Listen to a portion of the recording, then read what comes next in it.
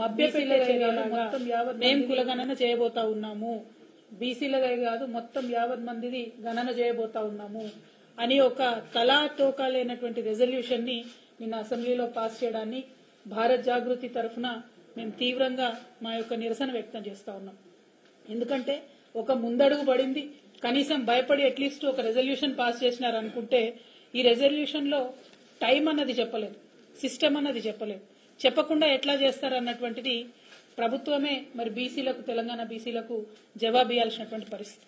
కొన్ని రాష్ట్రాలలో, బీహార్లో, కర్ణాటకలో, అదేవిధంగా మన ఆంధ్రప్రదేశ్లో, పక్క రాష్ట్రమైనటువంటి ఆంధ్రప్రదేశ్లో బాజాప్తా అసెంబ్లీలో బిల్లు పెట్టి పాస్ చేసి దానికి డబ్బులు ఇచ్చి ఆ కమిటీలలో కుల జనగణన చేసేటటువంటి కమిటీలో ఎన్ని డిపార్ట్మెంట్ కి సంబంధించినటువంటి ఆఫీసర్లు ఉంటారనేటటువంటిది ఒక పట్టిక ఇచ్చి ఎంత సమయంలో చేస్తామనేటటువంటి ఒక కమిట్మెంట్ ఇచ్చి పూర్తి చేసినటువంటి దాఖలా మనం చూస్తా ఉన్నాం.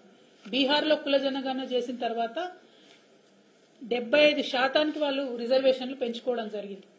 అక్కడ నంబర్ వచ్చిన తర్వాత మోస్ట్ బ్యాక్వర్డ్ కమ్యూనిటీస్ కి 25% రిజర్వేషన్ పెంచుకున్నారు. బీసీలకు 18%, అంటే అంతకుముందు 26% ఉంటే ఇప్పుడు 43%కి బీసీల రిజర్వేషన్ బీహార్ రాష్ట్రంలో పెంచుకున్నారు. ఎందుకంటే బాజాప్తా లెక్కలు చేసిండ్రు, రాష్ట్ర ప్రభుత్వం నుండి గెజెట్ చేసిండ్రు. కాబట్టి ఈ సందర్భంగా మరొకసారి తెలంగాణ రాష్ట్ర ప్రభుత్వాన్ని భారత్ జాగృతి తరఫున మేము డిమాండ్ చేస్తా ఉన్నాం. వెంటనే కుల జనగణనకు సంబంధించి చట్టం ప్రవేశపెట్టండి, చట్టబద్దత ఇవ్వండి, తర్వాతనే ఎన్యూమరేషన్ మీరు స్టార్ట్ చేయండి, సెన్సస్ స్టార్ట్ చేయండి. రెండవది బీసీ సబ్ ప్లాన్ కి ఏదైతే మీరు చట్టబద్దత ఇస్తా అన్నారో దాని మీద కూడా చట్టం చేయండి. బీసీలకు అలొకేట్ చేసేటటువంటి నిధులు మీరు మీ మేనిఫెస్టోలో చెప్పినట్టుగా 8,000 కోట్లు ఇప్పుడు ఇచ్చింది కాకుండా ఇంకా 12,000 కోట్లు అదనంగా ఇచ్చి 20,000 కోట్లు ఇవ్వాల్సిందిగా డిమాండ్ చేస్తా ఉన్నాం. మూడవది బీసీలకే కాదు మా ఆడబిడ్డలకు, దళితులకు అందరికీ ఆరాధ్య దైవమైనటువంటి జ్యోతిబా పూలే గారి విగ్రహాన్ని అసెంబ్లీలో పెట్టాలనేటటువంటి డిమాండ్ ఇంకోటి చేస్తా ఉన్నాం. మరి ఈ ప్రభుత్వం తక్షణమే స్పందించి ఈ డిమాండ్ కి అనుగుణంగా పనిచేస్తుందని చెప్పి పనిచేయాలని చెప్పి మేము అనుకుంటా ఉన్నాం. ఇవాళ మీరు కాంగ్రెస్ పార్టీ యొక్క మొత్తం చరిత్ర చూసుకున్నట్టయితే మండల్ కమిషన్ రిపోర్ట్ వచ్చినప్పుడు వారి అధినేత రాజీవ్ గాంధీ గారు పార్లమెంట్ లో నిలబడి బీసీలకు వ్యతిరేకంగా మాట్లాడినటువంటి అంశాన్ని మీరు గమనించవచ్చు. అవన్నీ మర్చిపోయిండ్రు. 2011లో బీసీల జనగణనకు 4,900 కోట్లు ఇచ్చిండ్రు, జనగణన చేసినామని చెప్పిండ్రు. కానీ ఆ రిజల్ట్ బయట పెట్టలేనటువంటి అసక్తత కాంగ్రెస్ పార్టీదని వాళ్ళ స్పష్టంగా అర్థమైతా ఉన్నది. మరి 2011లో ఆ రిజల్ట్స్ బయట పెట్టకుండా మర్చిపోయినంటే మళ్ళా ఇప్పుడు కొత్తగా రాహుల్ గాంధీ గారు వచ్చి బీసీలకు న్యాయం జరగాలి, ఓబీసీ జనగణన జరగాలి అని చెప్పి బీజేపీ ప్రభుత్వం మీద ఆయన మాట్లాడుతూ ఉన్నారు. అంటే కన్వీనియంట్ పాలిటిక్స్, కన్వీనియన్స్ కోసం ఆనాడు 2011లో మర్చిపోయినరు, ఇవాళ మాత్రం మాట్లాడుతున్నటువంటి సందర్భం. అదే మాలాంటి వాళ్ళం ప్రశ్నిస్తే మాలాంటి వాళ్ళకు మీరు పెట్టినటువంటి మేనిఫెస్టోలో ఎందుకు అమలు చేయరంటే మీకు ఇప్పుడే గుర్తొచ్చిండ్రు ఆ బీసీలను మమ్మల్ని ప్రశ్నిస్తున్నారు. ఇవాళ మేము రాహుల్ గాంధీ గారిని అడుగుతా ఉన్నాం, మీకు ఇప్పుడే గుర్తొచ్చిండ్రు ఆ బీసీలు? మరి మీరు అన్నేళ్ల అధికారంలో ఉన్నప్పుడు 2011లో 4,900 కోట్లు ప్రజల ధనం ఖర్చు పెట్టి మీరు ఎన్యూమరేషన్ చేసినప్పుడు ఆ రిజల్ట్ బయటకు ఇవ్వడానికి మీకేమి ఇబ్బంది వచ్చింది? అది ఇవ్వకుండా ఇవాళ వచ్చి మాత్రం బాధ్యత లేకుండా మాట్లాడుతున్నటువంటి సందర్భాన్ని మేము తీవ్రంగా నిరసిస్తూ మరి రాష్ట్ర ప్రభుత్వం ఇచ్చినటువంటి హామీలకు కట్టుబడి ఉండాలని చెప్పి డిమాండ్ చేస్తూ యునైటెడ్ పూలే ఫ్రంట్ కన్వీనర్ గట్టు రామచంద్రరావు గారిని మాట్లాడవలసింది కోరుతాం.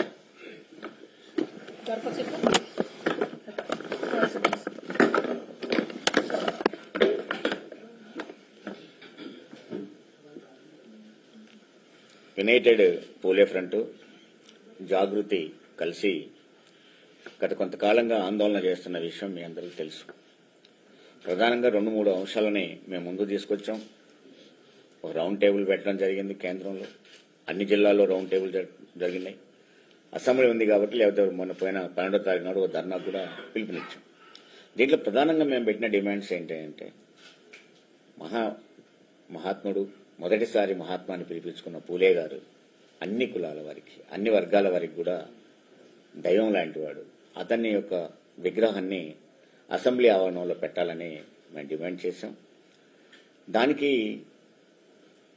మొన్న కౌన్సిల్లో కూడా లేవనెత్తితే మంత్రి వెంకటరెడ్డి గారు ఎంత వేగ్గా సమాధానం చెప్పిండంటే చాలా బాధ అనిపించింది. చాలా వేగ్గా సమాధానం చెప్పిన పెడతాంలే, అలా పోతుందిలే అంటే అసలు వాళ్లకు గౌరవం కూడా నువ్వు పెట్టడం పక్కకు పెట్టు, పూలే గారిని గౌరవించాలి అని ఒక ఇంగిత జ్ఞానం కూడా మినిస్టర్లో కనపడలేదు నాకు. రెండవ అంశం కూడా మేము పెట్టింది ఏంటి, కామారెడ్డిలో కాంగ్రెస్ పార్టీ ఒక బీసీ డిక్లరేషన్ ఇచ్చింది. మీరిచ్చిన బీసీ డిక్లరేషన్నే మీరు అధికారంలోకి వచ్చారు కాబట్టి అమలు చేయండి అని కోరాం. ఈ మొదటి నుంచి ఉన్న డిమాండ్సే. దాంట్లో మీరిచ్చిన ప్రధానంగా ఏంటి, రాబోయే స్థానిక సంస్థల ఎన్నికలలో మేము 42% రిజర్వేషన్స్ బీసీలకు ఇవ్వబోతున్నాము, కుల జనగణన చేస్తాము, కుల జనగణన చేస్తే మాకు 55% వస్తుంది, కానీ అది చేయడానికి నీకు లేట్ అయింది అనుకుంటే 42% ఇస్తామని చెప్పావు. అదే 42% ఇస్తున్నామని కానీ, స్థానిక సంస్థల ఎన్నికల్లో మేము రిజర్వేషన్స్ అమలు చేస్తామని కానీ, కుల జనగణన ఇలా జరుపుతామని కానీ స్పష్టంగా నిన్న పెట్టిన బిల్లు ఎక్కడ కనపడదు. అది ఎలా ఉందంటే మేము మాటలు చెప్తాం, మాయాలు చేస్తాం అని ఒక మామూలు కొటేషన్తో బిల్లు పెట్టి అది తీర్మానం చేసినట్టుగా ఉంది. ఏమని, మేము కుల జనగణన కలుగుతాం. ఎప్పుడు జరుపుతావు అని కనుక ప్రశ్నిస్తే ఇంకా 5 సంవత్సరాలు జనరల్ ఎన్నికలు ఉన్నాయి కదా అని పదం. ఇక్కడ నేను చిన్న విషయంలో లాజిక్ చెప్తున్నాను. జనరల్ ఎన్నికల్లో నువ్వు చేస్తావు, ఏం చేస్తావు? జనరల్ ఎన్నికల్లో నువ్వు కుల జనగణన చేసి జనరల్ ఎన్నికలలో చట్టసభలలో బీసీలకు రిజర్వేషన్ నువ్వు ఇస్తావా? చట్టసభల్లో బీసీల రిజర్వేషన్ చట్టం రావాల్సి ఉంది, కేంద్రం చేయాల్సి ఉంది. నువ్వు చేయగలిగిందల్లా స్థానిక సంస్థలలో, ఎడ్యుకేషన్లో, వీటిలలో నువ్వు చేయాల్సింది, ఉద్యోగాలలో వీటిలలో నువ్వు చేయాల్సింది. నువ్వు కుల జనగణన జరిపేది ఇక్కడ స్థానిక సంస్థలకు ఉపయోగపడుద్దని తప్ప నేను జనరల్ ఎన్నికల్లో చేస్తాను, జనరల్ ఎన్నికల్లో చేసేది ఏముంది అంటే వాడు ఏనోడు పెట్టినోడు 2 పోగులు ఎత్తుకుంటాడు. వాడు ఎందుకంటే వాడు డబ్బులు లేడు కదా, అందుకని 2 పోగులు ఎత్తుకుంటాడు. కొట్టాడు కామారెడ్డి డిక్లరేషన్ అని చెప్పి ఇచ్చావు.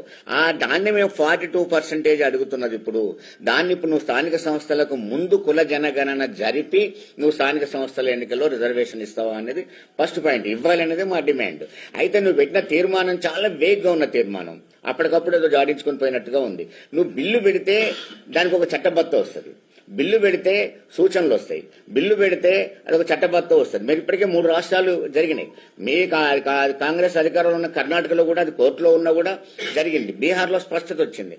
కుల జనగణన జరిగింది కాబట్టి రిజర్వేషన్స్ వచ్చాయి, వాళ్ళ యొక్క సంఖ్యను బట్టి వచ్చింది. ఇప్పుడు ఎస్టీల సంఖ్య తగ్గిందని తగ్గించారు, బీసీల సంఖ్య పెరిగిందని పెంచారు. దాదాపు 42% దాకా పెరిగింది, 43% దాకా. అంటే నేననేది ఏంటంటే కుల జనగణన జరిగి ఉన్నట్టయితే ఈ రిజర్వేషన్లు ఇలా పెరుగుండేటి. మీరు జరపలేకపోవడానికి కారణం చెప్పలేదు. పోనీ జరుపుతాం అన్న వాళ్ళు బడ్జెట్ లో పెట్టలేదు. ఆ బడ్జెట్ లో కూడా ఎక్కడ కనపడదు నీకు. మరి ఇక్కడ నువ్వు చట్టబద్ధత కావడానికి బిల్లు పెట్టకుండా తీర్మానం చేయడంలో నీ వెనక ఉన్న ఉద్దేశం ఏంటి, ఆ హిడెన్ ఎజెండా ఏంటి అనేది స్పష్టం చేయాలి ప్రభుత్వం.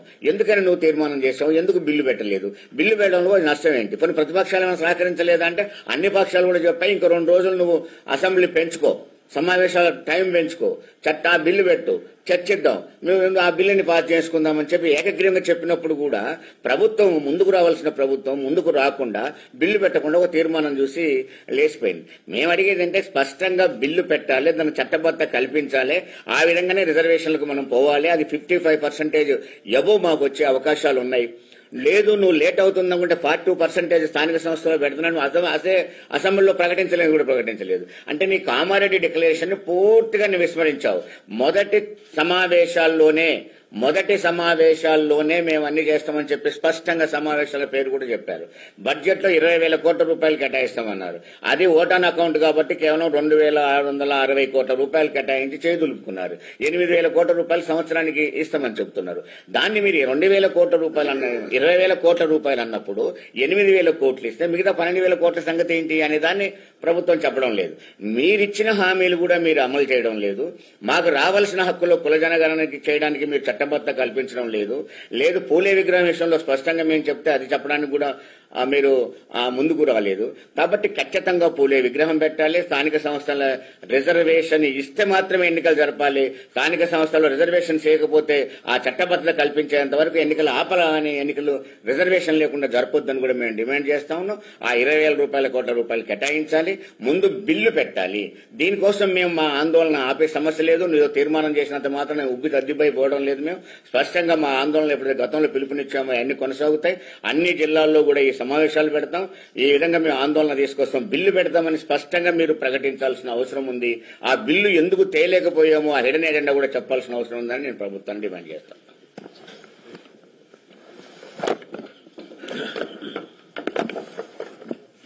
గౌరవ సలహాదారు మసూదన్ సార్ గారు నిన్న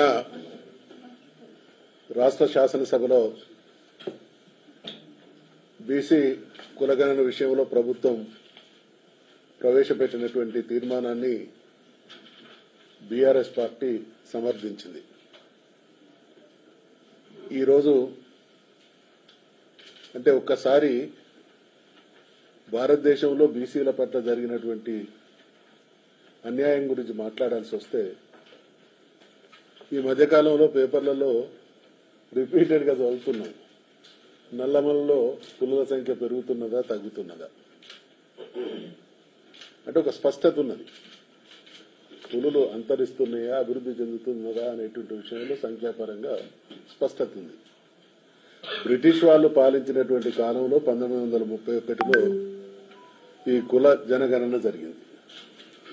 నాకు ఆశ్చర్యం కలిగేది ఏంటంటే 75 సంవత్సరాలు గడిచిన తర్వాత స్వతంత్ర భారతదేశంలో ఈ అణగారిన వర్గాల వాళ్ళు దేశానికి స్వాతంత్రం వచ్చిన స్వాతంత్ర ఫలితాలు మాకు దక్కడం లేదు, మా సంఖ్య ఇదమిద్దంగా తెలుసండి, చట్టపరంగా మాకు రావాల్సినటువంటి న్యాయాన్ని చేయండి అనేటువంటి విషయాన్ని పదే పదే చెప్తున్నా కూడా ఆచరణకు నోచుకోకపోవడం పాలక వర్గాల దుర్మార్గానికి పరాకాష్ట. ఈరోజు మరి నిన్న ప్రవేశపెట్టబడినటువంటి తీర్మానం ప్రవేశపెట్టడంతోనే బీసీల సమస్యలన్నీ పరిష్కారమైనట్టు మాట్లాడుతూ ఉన్నారు గౌరవ ముఖ్యమంత్రి గారు. చాలా వ్యంగ్యంగా నిన్న వారు ప్రవేశపెట్టినటువంటి తీర్మానం రాజకీయాలకు అతీతంగా పార్టీలకు అతీతంగా అందరూ ముక్త కంఠంతో సమర్థించిన తర్వాత వ్యంగ్యంగా మాట్లాడాల్సినటువంటి అవసరం ఏముంది? నిజంగా వారికి చిత్తశుద్ది ఉంటే వారి పార్టీ విధానాన్ని చాలా స్పష్టంగా ఎన్నికల మేనిఫెస్టోలో చెప్పిండ్రు. బీసీ కులగణన చేస్తామని, చట్టబద్దత బీసీల విషయంలో మరి చట్టబద్దత ద్వారా సప్లైని తీసుకొస్తామనేటువంటి మాట కూడా చెప్పింది. అవేవి కూడా మొన్న జరిగినటువంటి శాసనసభ సమావేశాల్లో ఆచరణకు నోచుకోలేదు. ఈ రోజు వీళ్ళు తీసుకొచ్చినటువంటి ఈ తీర్మానం మీద మా అందరికి కూడా అనేక రకాలైనటువంటి అనుమానాలు ఉన్నాయి. ఒకటి, దీనికి టైం బౌండ్ లేదు. రెండవది, బిల్లు తీసుకురాలేదు, చట్టబద్దత లేదు తీర్మానం. వాళ్ళు మేనిఫెస్టోలో ఇచ్చినటువంటి పర్సెంటేజ్ అమలు జరగాలి అనంటే ఖచ్చితంగా బిల్లును ప్రవేశపెట్టాలి, దాన్ని చట్టంగా తీసుకొచ్చి చట్టబద్దత ఉండాలనేది మొదటి డిమాండ్. తర్వాత ఈ రానున్నటువంటి అంటే త్వరలో జరగనున్నటువంటి లోకల్ బాడీ ఎలక్షన్స్ కంటే ముందే ఈ ప్రక్రియ అంతా కూడా పూర్తి కావాలి. లోకల్ బాడీ ఎలక్షన్స్ లో వాళ్ళు ఇచ్చినటువంటి పర్సెంటేజ్ ఇవ్వాలి. రాజకీయంగా, ఆర్థికంగా, సామాజికంగా వాళ్ళు అన్నటువంటి మాటకు కట్టుబడే విధంగా ఈ తీర్మానం లేదు కాబట్టి ఒక తంతుగా అంటే ఎవరు చేయలేదు మేము చేస్తున్నాం అనేటువంటి ఒక మాట చెప్పి మళ్లీ మొదటికే మోసం చేసే తీరుగా తీర్మానం ఉన్నది. కాబట్టి తీర్మానం విషయంలో మేము సమర్థించినాం, కానీ చట్టబద్దత లేని విషయాన్ని ప్రశ్నిస్తా ఉన్నాం. చట్టబద్దత ద్వారా మీ నిజాయితీని చాటుకోవాల్సిందిగా డిమాండ్ చేస్తాం.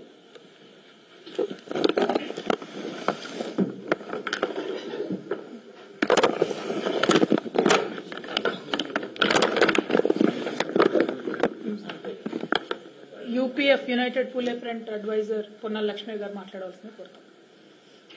అందరికీ నమస్కారాలు. సామాజిక కోణం, స్వాతంత్రానంతర పరిపాలన, రాజకీయ పార్టీల ఆలోచనలు, విశ్లేషణలు, అవసరాలు, అవకాశాలు ఇవి ఎల్లప్పుడూ చర్చిస్తారు. ఇప్పుడు ప్రధానంగా ఇక్కడ ప్రస్తావించబడ్డ అంశాలు ఏవైతే ఉన్నాయో అత్యంత ప్రాముఖ్యమైనవి నేను చెప్పాల్సిన అవసరం. దీనికి మరింత వివరణ మరో దారికి పోకుండా ఉండాలంటే మేము దీని పట్ల అందరం కలిసికట్టుగా డిమాండ్ చేస్తున్నామనే అంశం ముందుకెళ్లాల్సి ఉంది. ఇక్కడ సత్యము పలుకవలను ఎవరైనా కాదంటారు. పలుకబడినప్పుడు ఏం చేస్తారు అనేది ఆలోచిస్తున్నాం. ఆలోచించిన దాంట్లో న్యాయం జరుగుతున్నదా, ఇది విశ్లేషణ. కానీ ఈ సందర్భంగా ఒకటే చూసుకున్నాం. దేశంలో నాకు తెలిసినటువంటి కులాలు, పరిపాలన, ఆత్మగౌరవం ప్రాథమిక హక్కుగా గుర్తించి చేసే నాయకులలో నేను చూస్తున్నది దేశంలో ఒక కేసీఆర్ గారు. ఇది హాస్యాస్పదం కాదు, లేకపోతే పొగడడానికి కాదు.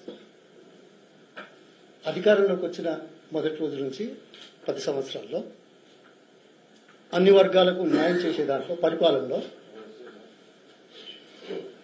కార్పొరేషన్స్ కానీ, రాజ్యసభలు కానీ, ఎమ్మెల్సీలు కానీ, మిగతా పార్టీ పదవుల్లో కానీ ఎక్కడ చూసినా ఇంతటి దూరదృష్టితో సమన్వయం చేద్దామనే ఆలోచనతో సామాజిక కోణంలో ఆలోచిస్తున్న వ్యక్తి కేసీఆర్ గారు.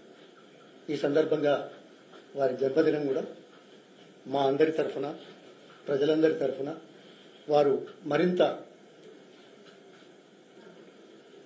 ముందుకెళ్లడానికి ఈ ప్రస్తావనలు, ఈ డిమాండ్లు బలం చేకూరుస్తాయని నేను నమ్ముతున్నాను. వారికి ఆయురారోగ్యాలు కలగాలని, సామాజిక కోణం మరింత ముందుకు తెలంగాణలో వెళ్లడానికి విశేష కృషి సలుపుతారనే దాంట్లో నాకు పూర్తి విశ్వాసం. ధన్యవాదాలు.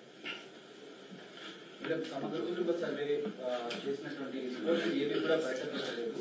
బీసీ కులగణన మీద ఈ తీర్మానం ఎలా చేసి కాంగ్రెస్ నాయకులు మీడియా పాయింట్లో మాట్లాడారు. నేను ఇవాళ గౌరవ ముఖ్యమంత్రి రేవంత్ రెడ్డి గారిని సూటిగా ఒక ప్రశ్న వేస్తా ఉన్నాను. నిన్న అసెంబ్లీలో వారు మాట్లాడినటువంటి అంశాలన్నీ కూడా మేమందరం కూర్చొని గమనించడం జరిగింది. వారు ఎంత హాస్యాస్పదంగా మాట్లాడతారంటే సమగ్ర కుటుంబ సర్వే ఒకే కుటుంబం దగ్గర ఉందంటా ఉన్నారు.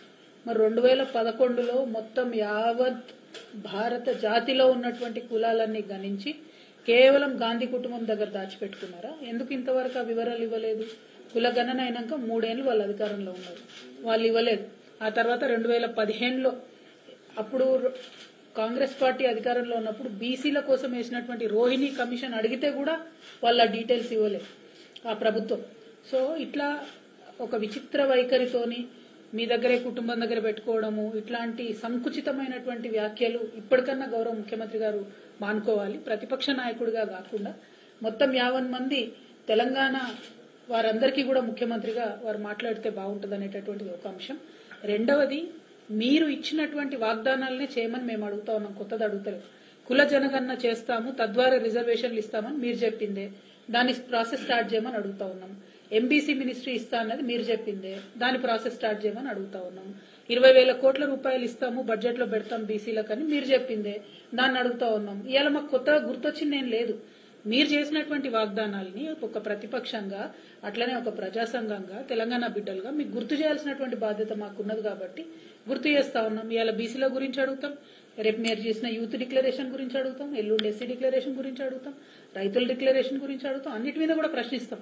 కానీ ప్రశ్నించగానే అయ్యో మేము నిన్నగాక మొన్న వచ్చిన అధికారంలోకి అంటున్నారు కాబట్టి 100 రోజుల తర్వాత ప్రశ్నిస్తాం. కానీ ఈ పర్టికులర్ గా బీసీ సబ్జెక్ట్ అనేది టైం సెన్సిటివ్ కాబట్టి లోకల్ బాడీ ఎన్నికల లోపల కుల గణన అయిపోయి రిజర్వేషన్ ఫిక్సేషన్ జరగాలి, గెజెట్ అవ్వాలి. It takes a lot of time. కాబట్టి ఇప్పటి నుంచే డిమాండ్ చేస్తా ఉన్నాం. దానికి అసెంబ్లీ వచ్చింది, 2 సెషన్లు అయినాయి. ఈ పాటికే చట్టం చేసి ఉండొచ్చు, ఈ పాటికే బీసీ సప్లాన్కి చట్టబద్ధత ఇచ్చి ఉండొచ్చు. అవి ఇవ్వకుండా అడిగిన వాళ్ళని ఉల్టా మా మీదనే బట్టగలిసి మీదేసినట్టు నెపం వేయడం అన్నది మాత్రం గౌరవ ముఖ్యమంత్రి గారికి తగదు అని మేము హితవు పలుకుతా ఉన్నాం. Thank you. ప్రతిదానికి ఇప్పుడు సరే వారు ఆ దాడి చేస్తున్నారు. ఈ దేశానికి స్వాతంత్రం వచ్చి దాదాపు 77-78 సంవత్సరాలు అయితే ఎవరండి దేశాన్ని పరిపాలించింది? ఈ దేశంలో అత్యధిక సంఖ్యాబలం ఉన్నటువంటి కులాలు ఏమంటే బీసీలు కదా. వాళ్ళ విషయంలో కులగణన చేయనటువంటి పార్టీకి ప్రాతినిధ్యం వహించినటువంటి ముఖ్యమంత్రి గారు ప్రతి అంశానికి ప్రతిదాడే పరిష్కారం అనేటువంటి విధంగా మాట్లాడితే వారు ఏం మాట్లాడిళ్ళు? 100 రోజుల టైం ఇంకెన్ని రోజులలో ఉన్నది? వాళ్ళు ఇచ్చినటువంటి హామీలు ఏంది? ఈ 65, 65, 70 రోజులలో చేసిన పనులేంది? మిగతా వాటికి జవాబుదారీతనం ఏంది అనేది మేము ప్రశ్నించదలుచుకున్నాం. కానీ 100 రోజుల తర్వాత నిలదీస్తాం. ఇప్పటి వరకు గడిచినటువంటి సమయాన్ని దృష్టిలో పెట్టుకుంటే వాళ్ళు పెట్టుకున్నటువంటి డెడ్ లైన్ అతి సమీపంలో ఉన్నారు. ఆ వాస్తవాన్ని గ్రహించాలి, ఆ దిశగా పనులు చేయాలి. దానికి కొనసాగింపుగా బీఆర్ఎస్ పార్టీ నుంచి ఇదివరకు అసెంబ్లీలో రెజల్యూషన్ చేసి కేంద్ర ప్రభుత్వానికి పంపిన కుల జనగణన చేయాలి అని చెప్పి. కాబట్టి ఎగ్జాక్ట్లీ బీసీ వెల్ఫేర్ శాఖ కూడా కేంద్రంలో ఉండాలని కూడా డిమాండ్ చేశాం. అయితే ఇక్కడ ఒక్క విషయం రేవంత్ రెడ్డి గారైనా కొత్తగా ఏర్పడిన తెలంగాణ ప్రభుత్వం అయినా గుర్తుపెట్టుకోవాల్సింది ఏంటంటే, మీరు ఇంకా ప్రతిపక్షంలో లేరు, మీరు ఇంకా ప్రశ్నించడంతోనే కాలయాపన చేస్తామనుకుంటే ప్రజలు గమనిస్తా ఉన్నారు. ప్రభుత్వం ఉన్నది పరిష్కారం చూపడానికి. మరి ఎట్లా సమస్యను పరిష్కరించాలి అంటే అందరిని పిలవండి, స్టేక్ హోల్డర్స్ ని పిలవండి. ఎన్నో సంవత్సరాల నుంచి బీసీల కోసం ఉద్యమాలు చేస్తున్నటువంటి అనేక మంది నాయకులు ఈ రాష్ట్రంలో ఉన్నారు. వారందరిని పిలుచుకోండి, మాట్లాడండి. ఎంతో మంది మేధావులు ఉన్నారు బీసీలలో, వారిని పిలిచి మాట్లాడండి. You find a solution. That is your job. You are in the government today, you are not in the opposition. To question is our job, to find answers is your job. ఆ విషయాన్ని గౌరవ ముఖ్యమంత్రి గారు గమనించుకోవాలని చెప్పి నేను కోరుతాను. Thank you. జై Telangana. Books ఇస్తాను.